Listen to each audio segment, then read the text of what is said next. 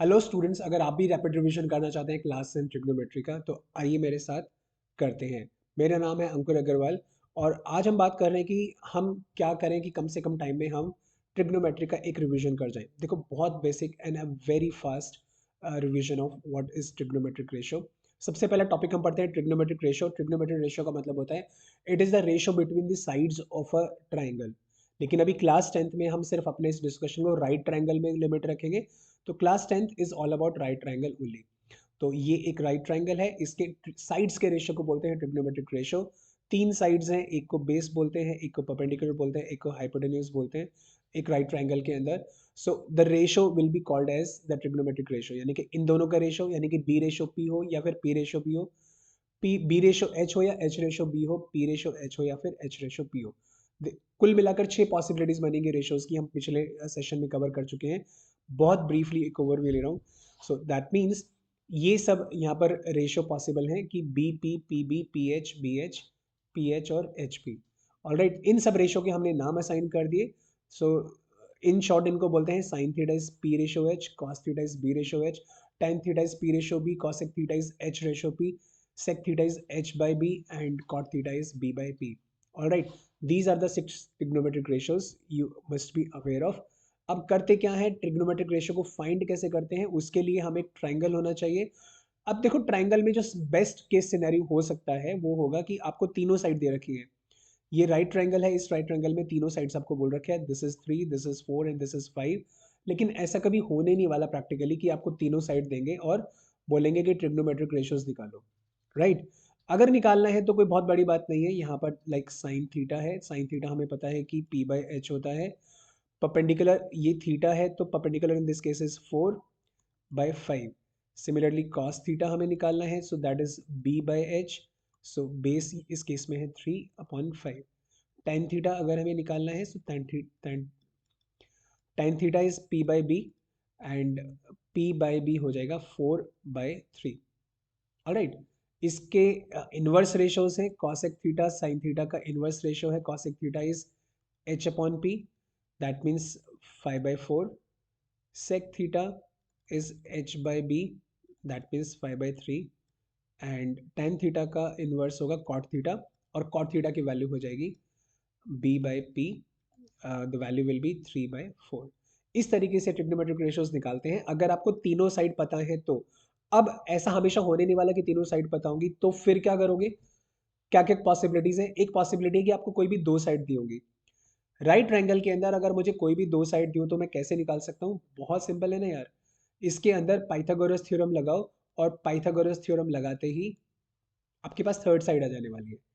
अगर ये दो साइड दी हैं यू कैन फाइंड दिस, ये दो दी हैं यू कैन फाइंड दिस, ये दो दी हैं you can find this. It is very simple. Pythagoras theorem कैसे लगाते हैं I believe you must know it. बाकी फिर भी एक बेसिक फॉर्मेलिटी के तौर पे मैं बता देता हूँ। फॉर्मेलिटी बोलूँगा ना यार, B square plus P square, this is the Pythagoras theorem. इसमें आप अप्लाई करेंगे you can find the third side very easily and very comfortably.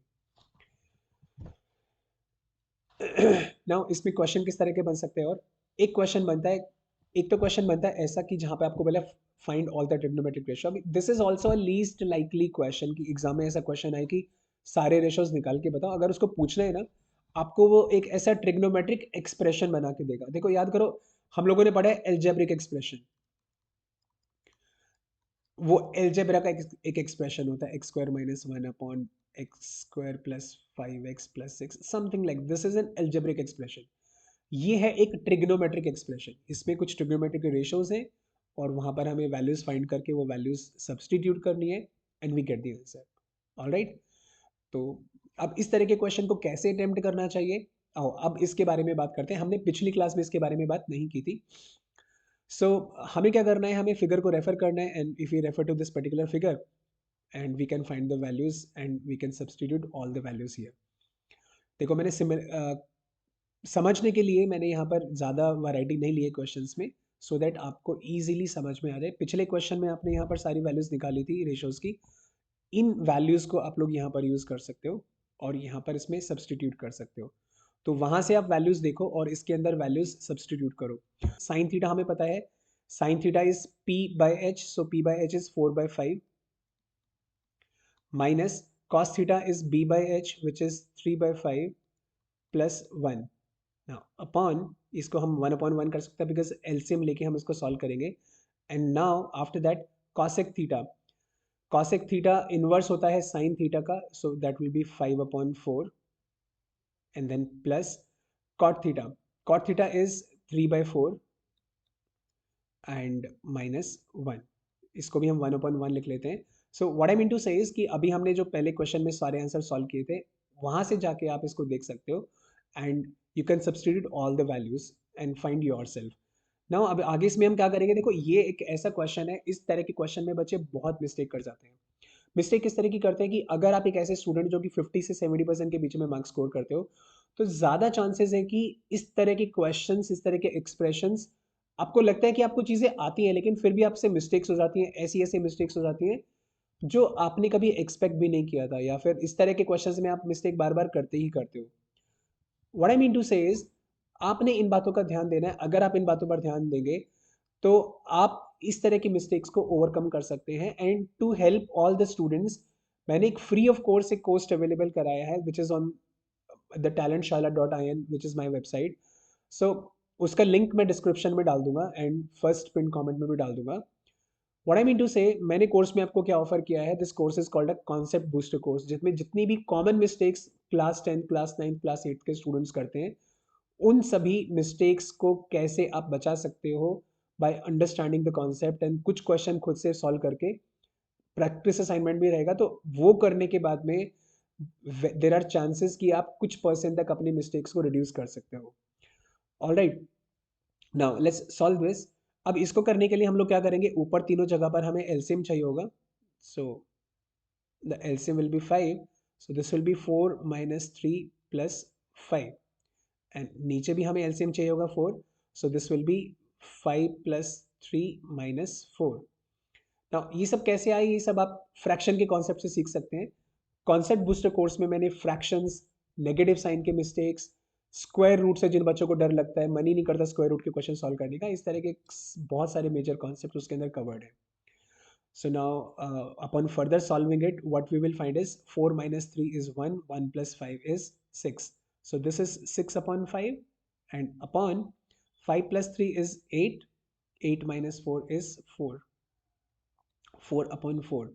तो ये तो सॉल्व करने पे 1 बन गया. अगर लेट्स से ये इक्वल नहीं होते तो हम क्या करने वाले थे, 6 upon, sorry this will be 6 upon 5 multiplied by 4 upon 4. ये नीचे वाला ऊपर, इसका रेसिप्रोकल कर देते हैं. Ultimately this is 1, so the answer is 6 upon 5. This is how we solve this kind of questions. Moving further, अब बात करते हैं what is sine A versus sine C. ये कभी कभी हम इधर से रेशो निकालते हैं, कभी कभी हम इस एंगल से रेशो निकालते हैं. देखो इसमें कोई बहुत ज़्यादा लंबी चौड़ी गड़बड़ नहीं है, सिर्फ इतनी सी बात है, आपने ये देखना है कि जिस भी एंगल के रिस्पेक्ट में आपने साइन कॉस थीटा निकालना है, एक ट्रिग्नोमेट्रिक रेशो निकालना है, वो एंगल और 90 डिग्री एंगल जो राइट एंगल है उनके बीच में जो साइड होने वाली है, that will be known as the base. कहने का मतलब, अगर मुझे साइन ए निकालना है तो ए कहाँ पर है भाई, साइन ए, ए यहाँ पर है, दिस इज एंगल ए. तो एंगल ए और राइट एंगल के बीच में ये जो साइड है ये कहलाएगी बेस. बीच में मतलब जो, जिस साइड पे दोनों एंगल लाई करते हैं, the right angle and the acute angle, जिसके लिए हम रेशो निकाल रहे हैं, उस साइड को बेस बोलेंगे, और दूसरे वाली कहलाएगी परपेंडिकुलर. और कंपटीशन तो है ही नहीं क्योंकि ये वाली तो हाइपोटेन्यूज है. In any case this one is hypotenuse. अगर हम साइन सी के हिसाब से निकालते हैं तो साइन सी के हिसाब से ये चेंज होने वाली है क्योंकि इस बार हम इसके बारे में बात कर रहे हैं. So this side will become the base and the other side will become the perpendicular. I hope इसमें कोई कंफ्यूजन नहीं है. तो बस एक ही बात का ध्यान रखना है, मैं अगर एक फ्रेश ट्रायंगल बना लूं, तो अगर आप बात कर रहे हैं ट्रायंगल पी क्यू आर में और आपने निकालना है साइन आर, तो साइन आर के हिसाब से ये वाली साइड बेस कहलाएगी. और अगर आप निकाल रहे हैं एम एन ओ, सो अगर आपको निकालना है साइन एम, सो एम एंगल के हिसाब से आप देखेंगे कि ये राइट एंगल है, ये एंगल एम है, तो ये जो वर्टिकल लाइन है ये बेस कहलाएगी. That is it. इतना आपको पता होना चाहिए कि जो स्लीपिंग लाइन है या जो स्टैंडिंग लाइन है, मतलब vertical and horizontal both lines could be considered as या तो बेस, मतलब वो कंसिडर की जा सकती है, बस इतना है। हमारे मन में कई बार ये होता है, बचपन से हमने सीखा है कि बेस इसको बोलते हैं। इस बात को बस दिमाग से निकाल दो, बेस ये भी हो सकती है और ये भी हो सकती है। This is what we need to remember. और कौन सी होगी, जो एंगल चाहिए उसके और 90 के बीच वाली साइड ही बेस कहलाएगी। That is it. अब फॉर एग्जाम्पल यहाँ पर हम बात कर लेते हैं। अब और किस तरह का क्वेश्चन आता है, क्वेश्चन इस तरह से आ सकता है कि इफ साइन ए इज 4/5, यानी कि अभी तक हमने क्या क्या बात किया, अभी तक हमने बात किया कि हमें क्वेश्चन कैसे आ सकता है। क्वेश्चन बोल सकता है कि आपको तीनों साइड दे दिया, बोले कि अब निकालो रेशोज। दूसरा है कि आपको दो साइड दे दिए, बोला कि अब निकालो रेशोज। लेकिन अब इसमें क्या किया, इसमें कोई भी साइड ने हमें नहीं दिया, इसने इसने बोला है कि एक पर्टिकुलर रेशो दे दिया है, 5 cos A = 3। भाई देखो 5 cos A अगर इक्वल टू 3 है, तो इसका मतलब क्या होगा कि cos A = 3/5। तो कहने का मतलब इनडायरेक्टली इसने क्या दिया है, इसने हमें एक रेशो दे दिया है। प्रोवाइडेड वन रेशो, अगर हमें एक ट्रिग्नोमेट्रिक रेशो पता है, so we can find the third side also. क्योंकि आपको पता है कि एक ट्रिग्नोमेट्रिक रेशो का मतलब क्या है, it is the ratio between the two sides. और अगर किन्हीं भी दो साइड्स के बीच में रेशो है, तो इसका मतलब थर्ड साइड तो हम निकाल ही लेंगे, जैसा कि हमने इस केस में किया था कि given any two sides we found the third side. लेकिन इसमें और इसमें एक फ़र्क है, एक बहुत ही बुनियादी फ़र्क है, बहुत ही फंडामेंटल डिफरेंस है। और वो फंडामेंटल डिफरेंस क्या है, वो फंडामेंटल डिफरेंस ये है कि इससे पहले मैं ये वाला क्वेश्चन अदर कर देता हूँ। ये वाला क्वेश्चन या ये वाला क्वेश्चन एक ही है। तो उसमें और इसमें फंडामेंटल डिफरेंस क्या है, फंडामेंटल डिफरेंस ये है कि वहां पर साइड एग्जैक्टली हमें पता था कि 3 है कि 4 है कि 5 है। इस केस में हमें रेशो पता है। किसका रेशो है, अगर मैं इस वाले क्वेश्चन की बात करता हूँ, साइन ए इज 4/5। तो अगर साइन ए 4/5 है, हमें पता है कि साइन ए क्या होता है, साइन ए किसका फॉर्मूला है, साइन ए फॉर्मूला है P/H। This is a, so P/H is 4/5। इसका मतलब क्या हुआ कि यहाँ से कई सारे बच्चे क्या कंक्लूजन निकालते हैं, बोलते हैं कि sir P is 4 and H is 5। बेटा ये थोड़ा सा ना गड़बड़ बात है इसमें। क्योंकि हमें देखो रेशो पता है कि 4/5 है, हमें ये नहीं पता कि एक्चुअली वो साइड्स 4 और 5 है। इसका मतलब अगर मैं बोलता हूँ परपेंडिकुलर अगर 40 होगा और हाइपोटेन्यूज अगर 50 होगा, तो रेशो कितना आएगा, तो P रेशो H आएगा 40/50, जो कि कैंसिल करने के बाद 4/5 बचने वाला है। ऐसे ही P और H 400 500 भी हो सकते हैं, 4000 5000 भी हो सकते हैं। लेकिन जब आप उनको P रेशो H में लगाओगे, तो अल्टीमेटली सब कुछ कैंसिल होके आने क्या वाला है, 4/5 आने वाला है। बहुत सिंपल बात है। तो इस केस में हम क्या करते हैं, एक छोटी सी गलती से बचने के लिए हम बोलेंगे भाई देखो ये तो रहा थीटा, इसको ए बोला इसने, तो ए यहाँ पर रख लो, सी इधर रख लो, बी इधर रख लो। एंड उस गलती से बचने के लिए हम क्या करेंगे, हमें पता है कि P is 4, but not exactly 4, it could be any multiple of 4।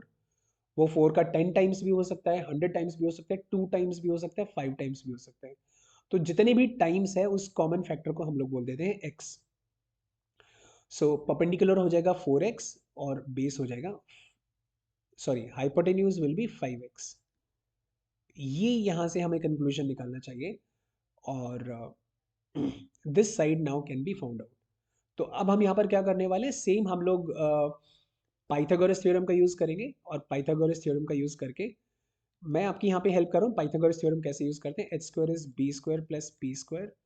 और हाइपोटेन्यूज आपको पता है 5x है। बेस आपको नहीं पता है, तो आप उसको अभी फ़िलहाल के लिए बेस ही लिख लीजिए या ab² लिख लीजिए। प्लस परपेंडिकुलर कितना है 4x, तो 4x²। तो ये हुआ 25x²। इसको सॉल्व किया 16x² और इधर से माइनस कर दिया, this is equal to ab²। तो ab² कितना बचेगा आपके पास, 25 minus 16 9x²। And therefore ab is square root of 9x², that means 3x। तो अभी ये वाली जो साइड है ना, ये आपके पास आ जाएगी 3x। Now we have got all the three sides. अब आप बोलेंगे सर ये x का मैं क्या करूँ, x बिना बात के चिपक गया। आपको उसकी चिंता करने की जरूरत नहीं है। एग्जाम्पल के तौर पे मैं यहाँ से एक रेशो निकाल देता हूँ, साइन आपके पास पहले से ही है। मैं आपके लिए cos a निकाल देता हूँ, and the rest of the ratios आप खुद निकाल सकते हैं। आपको पता है कि cos a का फॉर्मूला होता है b/h या b/h। ना बेस कितना है 3x, और हाइपोटेन्यूज कितना है 5x। तो x से x ही कैंसिल होने वाला है एंड अल्टीमेटली ये बचेगा 3/5। अब बहुत सारे बच्चे क्वेश्चन पूछते हैं, सर एक बात बताओ, x को आपने बिना बात के चिपका के रखा, ना यहाँ पे काम आया, ना यहाँ पर काम आया, ना यहाँ पर काम आया, एंड में तो कट ही गया, तो फिर x लगाने से फायदा क्या? बेटा फायदा ये है कि x नहीं लगाने से ना हम एक गलत अजम्पशन ले रहे हैं। हम बोल रहे हैं कि p/h अगर 4/5 है तो इसका मतलब है कि p हमेशा 4 होगा, h हमेशा 5 होगा। हम इस अजम्पशन पे काम करेंगे, जबकि ये अजम्पशन गलत है। वो 40 50 400 500 वो 8 और 10 भी हो सकता है, वो कुछ भी हो सकता है, बट 4 और 5 उसका होना ज़रूरी नहीं है। ऑलराइट, तो ये हम एक गलत अजम्पशन लेंगे। इस गलत अजम्पशन से बचने के लिए हमने x साथ में मल्टीप्लाई किया है। I hope that answers the question, और ऐसा नहीं करने पे मार्क्स भी कटते हैं। So if you have to find all the other ratios, तो फटाफट से रेशियोज फाइंड करो and you can write your answers in the comment box. Moving further, same हम यहाँ पर काम करने वाले हैं। 5 cos a इक्वल टू 3 हमें पता है, तो हमने 5 को ट्रांसपोज करके नीचे ले गए। So cos a becomes equal to 3/5। Now what does it become? ये बिल्कुल वैसा ही क्वेश्चन बन गया जैसा हमने अभी यहाँ पर किया है। दैट मीन्स अगर हमें एक ट्रिग्नोमेट्रिक रेशियो गिवन है, तो हम उस ट्रिग्नोमेट्रिक रेशियो से, क्योंकि दो साइड्स का रेशियो, थर्ड साइड हम निकाल सकते हैं या थर्ड साइड का एक कॉरस्पॉन्डिंग पार्ट निकाल सकते हैं, वो अब हम यहाँ पर भी कर पाएंगे। तो ये इतनी तरह के क्वेश्चंस आते हैं, और ये करने के बाद, कॉस से निकालने के बाद, what you can do is find the answer to this question. ये मैं आप लोगों को दे रहा हूँ कि जब आप कॉस ए से यहाँ पर, आपको पता है कि कॉस ए से ये वैल्यूज मुझे यहाँ पर हाइड कर लेनी चाहिए, बिकॉज दीज वैल्यूज, ये इस क्वेश्चन की वैल्यूज नहीं है ना, हो भी सकते नहीं भी है, बट अब आप इसको करो फ्रेश एंगल से, फाइंड द रेशोज, और जो जो रेशोज आपको निकालने के लिए बोले उनको निकालो and substitute all the values and you can very easily find the answer. So I hope इससे अब आपको इतना ज़्यादा मुश्किल नहीं लगेगा कि भाई ये निकालें और निकालें तो निकालते बंद नहीं रहे, ऐसा आपके साथ नहीं होने वाला है। If you will try to find it out, आप इसको कर पाओगे। And now what you should do after that, you should go to your NCERT and do the first exercise of trigonometry. Most of the questions you will be able to attempt now. तो अगर अभी तक आपको challenge आ रहा था, आप कर नहीं पा रहे थे क्वेश्चंस, क्लैरिटी नहीं थी, सो व्हाट आई बिलीव कि मैंने आपको इतनी सफिशिएंट क्लैरिटी ज़रूर दी होगी कि इस क्लैरिटी के बाद में आप सारे के सारे क्वेश्चंस अटेम्प्ट ज़रूर कर सकते हो। ऑल राइट, एंड डिस्क्रिप्शन में जाके आप लिंक चेक कर लो, talentshala.in की वेबसाइट का एक लिंक आएगा विच इज़ माई वेबसाइट, और वहाँ पे आपके लिए मैंने एक प्रोडक्ट अवेलेबल कराया है which is available 100% free of cost. I am not charging anything for that product, and what is there in that particular product, that is, उसमें जितनी भी कॉमन मिस्टेक्स बच्चे करते हैं, और स्पेशली आप इस तरह के एक्सप्रेशंस को जब आप सॉल्व करेंगे तो आप देखेंगे कि आप नेगेटिव की मिस्टेक करते हैं, फ्रैक्शन की मिस्टेक करते हैं, फिर कभी स्क्वायर रूट से डरते हैं, स्क्वायर रूट की मिस्टेक करते हैं। बच्चों इन सब की मिस्टेक्स के सॉल्यूशन आपको मिल जाएंगे इस वाले पर्टिकुलर कोर्स में, which is the concept booster course available free of cost to every student. So keep learning and stay happy, see you in the next video.